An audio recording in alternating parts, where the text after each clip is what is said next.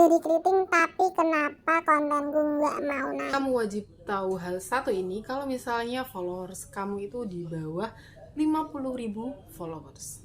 Contohnya itu kayak gini, banyak banget kan sekarang itu kayak orang-orang tuh berbondong-bondong pengen jadi konten kreator. Tapi faktanya mereka itu kayak terjebak, ya udah konten seadanya, apapun dikontenin, apapun diupload. Bahkan nih aku nemu kayak gini, nemu postingan tuh kayak gini, bayangin. Terus di platform sebelah juga ada yang kayak gini. Mereka tuh pada males. Karena apa? Karena di Facebook ini kenapa sekarang itu jadi ngerandom banget kayak gitu. Jadi kayak apa sih kayak gitu. Gabut banget, apapun di-upload kayak gitu. Berharap mereka tuh dapet income kayak gitu. Nah, perlu digarisbawahi ya. Kalau misalnya orang, atau kalau misalnya kayak gini, kalau misalnya kamu belum punya minimal 50.000 followers, berarti itu kayak brandingnya tuh kan belum kuat ya. Beda lagi sama akun dengan followers yang misalnya 500.000, 1 juta kayak itu tuh udah masuk public figure, atau itu tuh udah masuk influencer. Jadi itu mereka itu pencipta tren, kayak misalnya artis atau selebgram kayak gitu. Kayak apapun mereka kontenin, kayak cuman hi guys kayak gitu, itu tuh bakalan rame karena itu mereka, karena hidupnya mereka ataupun kegiatannya mereka itu udah menarik bagi orang, udah menarik bagi orang lain, udah patut diperbincangkan. Beda lagi kalau misalnya akun-akun kecil, apalagi baru mulai kayak gitu, kamu mau bilang hi guys sampai doer pun itu tuh pasti banyak yang skip. Karena apa? Nggak kenal kamu, orang-orang tuh nggak kenal kayak gitu ya.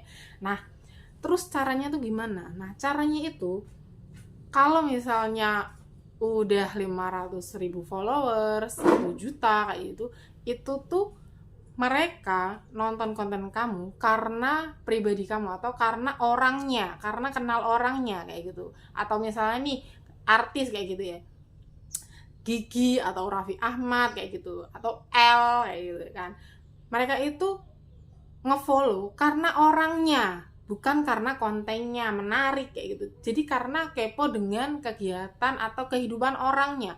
Beda lagi kalau misalnya kita itu orang ngefollow karena konten kita.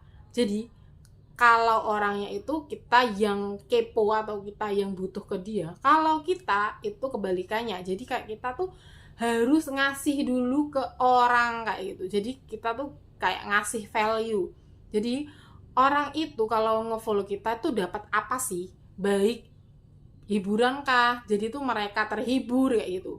Baik mereka suka kayak gitu, kayak kalau misalnya mereka suka itu bisa jadi karena satu hobi kayak gitu. Misalnya nih hobi berkebun, sama-sama satu hobi. Nah, mereka tuh suka kalau misalnya kita ngonten berkebun kayak gitu. Atau misalnya kita konten kreator menjahit, kayak satu hobi kayak gitu ya. Jadi mereka tuh suka nonton konten-konten yang sesuai dengan hobi mereka. Atau orang yang suka mancing kayak gitu pasti nge-follow akun-akun yang aktivitasnya mancing karena mereka suka kayak gitu. Atau mereka tuh dapat apa sih? Atau dapat itu tadi ya, pertama karena mereka suka, dan yang keduanya itu karena mereka butuh kayak edukasi kayak gitu. Mereka tuh pengen dapetin info apa sih kayak gitu, cara atau trik kayak gitu. Nah, tadi kalau misalnya mereka udah suka kayak gitu ya, terus ada lagi orang yang ngefollow karena mereka butuh. Jadi kayak mereka itu butuh informasi atau butuh edukasi kayak gitu. Contohnya akun ini,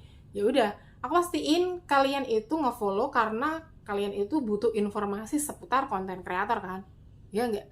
Pastinya 90% itu iya, bahkan sampai 99% aku yakin banget kalian ngefollow karena yaitu karena butuh informasinya kayak gitu. Kalau misalnya aku juga ngefollow orang-orang, kayak misalnya aku suka berkebun ya, aku ngefollow orang-orang yang kayak ngasih seputar informasi berkebun kayak gitu. Terus orang-orang yang kayak ngonten berkebun unik kayak gitu. Jadi kayak aku pengen seperti mereka kayak gitu. Jadi intinya kalau misalnya followers kamu masih di bawah 50.000, atau 100.000 kayak gitu, itu harus kontennya itu harus mempunyai value atau mempunyai apa sih, kalau orang nonton konten kamu itu dapat apa, bukan sekedar cuman gabut anaknya lagi jalan, anaknya lagi main kayak gitu. Itu nggak penting buat orang kayak gitu, itu cuman penting buat kita. Itu namanya story, bukan konten. Jadi bedain ya apa yang disebut story dan konten. Nah, terus caranya gimana buat orang supaya suka dengan konten kita kayak gitu. Nah, itu bakalan panjang banget. Next kita bakalan bahas di rumpian kita berikutnya.